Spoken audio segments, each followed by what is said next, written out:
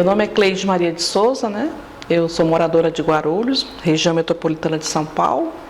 Tenho 53 anos. Meu pai foi uma pessoa assim muito sofrida, passou muita necessidade, muito pobre, negro, sofreu passou por diversas situações.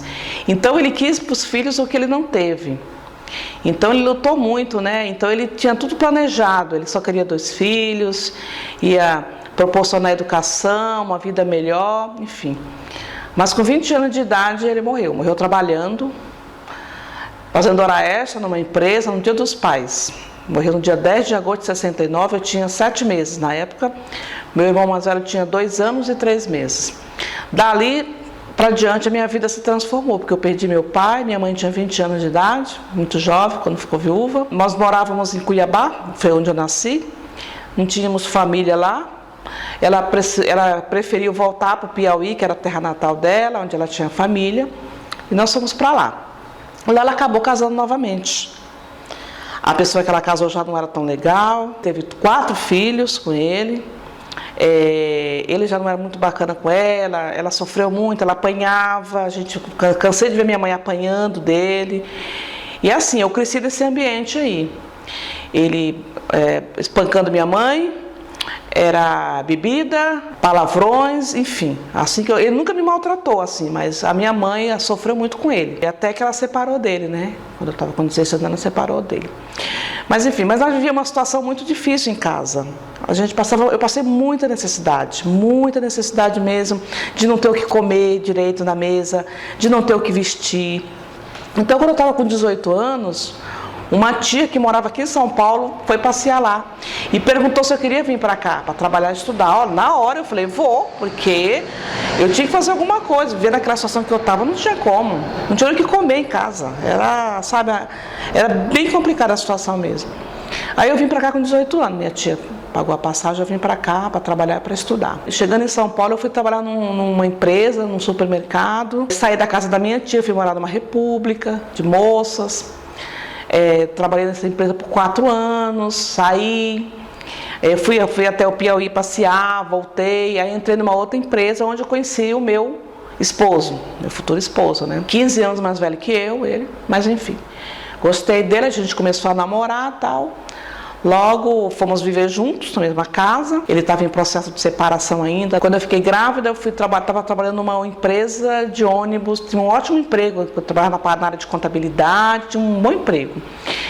Quando eu tive as minhas filhas, foram gêmeas, 2 meninas gêmeas, né? Uma nasceu com um problema, lá do parto, deslocaram a bacia da menina, e aquilo virou uma doença, um problema. Eu tive que sair do emprego para cuidar da filha. Ela tinha 3 meses de vida quando eu comecei a levar minha filha na Escola Paulista de Medicina. Ela era paciente da escola mesmo. Esses 3 meses viraram anos, porque ela passou a ser paciente deles, e tratamento. E ao todo foram 13 cirurgias, 17 anos de tratamento. Quando ela estava com 5 anos de idade, eu me separei do meu marido, porque a gente não vivia bem. Mas ele era muito ciumento e ele me sufocava, era desconfiado e não trabalhava, e eu tinha que sustentar ele e a casa, mas até aí não tinha problema, porque ele cuidava da casa das crianças, eu não me importava de sustentar ele.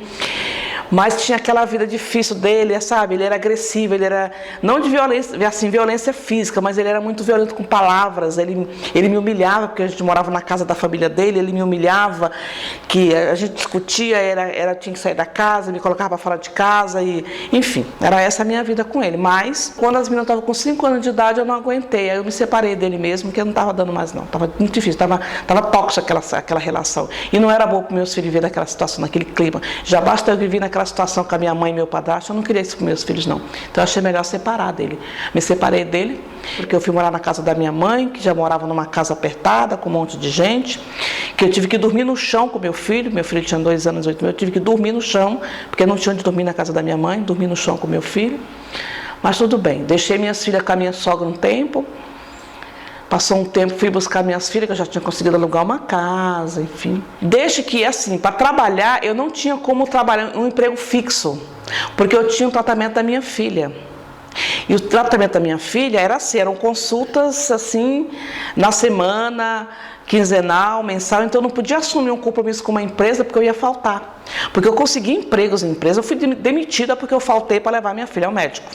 Fui demitida porque eu fui levar minha filha ao médico. Então o que eu fiz? Eu fui trabalhar numa gráfica com contrato. Eu não tinha aquele compromisso com a empresa, assim, de funcionário efetivo. Foi o jeito que eu tive de sustentar os filhos. Na época eu chamava de bico, né? Fazia bico, mas era isso. Quando eu precisava levar minha filha em consulta, eu faltava. Fui dessa vida aí de emprego informal, para cuidar da minha filha. E o meu marido, quando eu me separei dele, ele não me ajudou, ele me via desemprego, continuou aquela vida do desemprego, sem trabalhar. Não vou falar que não era um pai bom, era até um pai bom, mas assim, nessa parte aí, porque a criança precisa do amor, da atenção e do sustento também, não é só isso, não é só amor que enfim, lutando para criar os filhos, pagando aluguel. E minha filha fez uma cirurgia com 8 anos, foi colocado uma gaiola na perna dela, onde pega toda a perna, aquele ferro que mora na perna. E eu tive que parar de trabalhar, porque ela ficou acamada. As necessidades eram na cama, então como que eu ia trabalhar e cuidar daquela criança? Eu tinha mais 2 crianças, não tinha como, eu tive que parar de trabalhar. Fiquei dentro de casa, vivendo de doação, doação de igreja, doação de vizinho que chegava em casa, era comida, era a família que trazia um arroz, um feijão, e essa era a minha vida. Até que um dia chegou a ordem de despejo na minha casa, despejada, com as crianças. O que eu ia fazer? Com 3 crianças, uma acamada, deficiente física e acamada, e a ordem de despejo na mão. Até a própria pessoa que levou a ordem de despejo me orientou: procura a Defensoria Pública que eles vão ver sua situação, você não vai sair da casa com essas crianças. Fui na Defensoria, contei lá a história, o defensor público pegou meu caso, falou para mim não me preocupar, que a proprietária não ia me colocar para fora de casa, porque eu estava com 3 crianças, uma com deficiência e operada ainda. E assim eu fiquei. Foi indo, e em tratamento, depois a minha filha foi melhorando, fisioterapia, aí eu fui voltando a trabalhar aos poucos. Aí comecei a trabalhar à noite, porque eu trabalhando à noite, eu conseguia cuidar da minha filha durante o dia. Então às vezes eu trabalhava na gráfica, entrava 8 da noite, saía 5 horas da manhã, chegava em casa, pegava a minha filha, ia para o hospital, ficava o dia todinho com ela no hospital, chegava em casa, tomava um banho e ia trabalhar. E essa era a minha vida. Como era informal, eu não tinha emprego fixo, eu saía de uma gráfica, às vezes ia para outra, trabalhava de dia, trabalhava de noite, final de semana, era assim, eu não tinha uma vida assim regrada, descanso. Era assim, para sustentar, para conseguir o dinheiro do aluguel e o dinheiro do sustento das crianças. Então era essa a minha vida. Tinha trabalho, eu não escolhia dia nem horário, eu saía de uma, entrava no outro e assim foi indo. E o tratamento da minha filha foi seguindo. 17 anos no mesmo lugar, foi onde eu conheci o pessoal do serviço social, que me orientou do direito da minha filha, que ela tinha direito a um benefício assistencial, pelo fato de eu não ter emprego fixo, do pai não me ajudar. Fui atrás do direito, consegui, minha filha com 7 anos começou a receber esse benefício, foi que deu uma melhorada na nossa vida, porque eu pude comprar pelo menos os alimentos que ela precisava de muita coisa rica em cálcio. Então eu comecei a poder fazer essa parte aí para ela, e fui indo, e quando eu levava ela para o tratamento, sempre as pessoas vinham conversar comigo, perguntar a minha situação, como é que estava, eu fui conversando com ela, me apaixonei pela profissão. Eu falei, um dia eu quero ser igual a essa mulher. E quero fazer pelas pessoas o que ela fez por mim. Quero orientar as pessoas quanto aos direitos delas. E assim, naquele momento eu não podia fazer, não tinha nem como pagar uma faculdade, né? Meus filhos eram muito pequenos, né? E continuei tratando a minha filha e fazendo esses trabalhos de gráfica, esse trabalho informal, até que eu consegui um emprego formal mesmo, à noite, porque aí eu conseguia.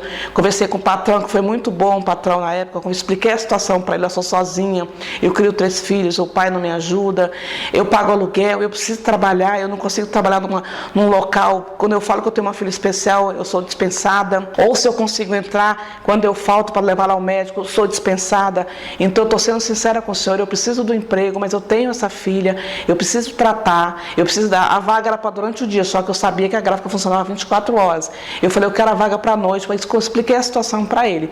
Ele entendeu, me contratou para a noite, aí eu já tinha convênio médico na empresa, aí já melhorou um pouco, né, porque aí já tinha um convênio médico para tratar minha filha, os médicos da escola onde eu tratava, elas atendiam pelo convênio, deu uma melhorada. E também em casa, né, na alimentação, já conseguia pagar o aluguel, e foi melhorando a minha vida. E meus filhos foram crescendo, né?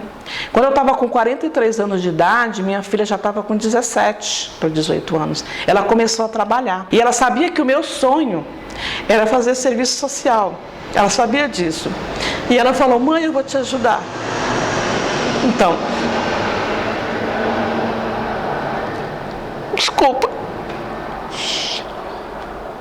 E ela me ajudou. Ela me ajudou. Ela falou, mãe, eu reconheço o que você fez por mim. Você parou a sua vida para cuidar de mim. Então eu quero te retribuir hoje. Então ela pagou a metade da minha... Eu me formei hoje porque minha filha me ajudou. Essa minha filha que eu lutei tanto, que eu corri tanto, que me ajudou. Ela que me ajudou a pagar a faculdade.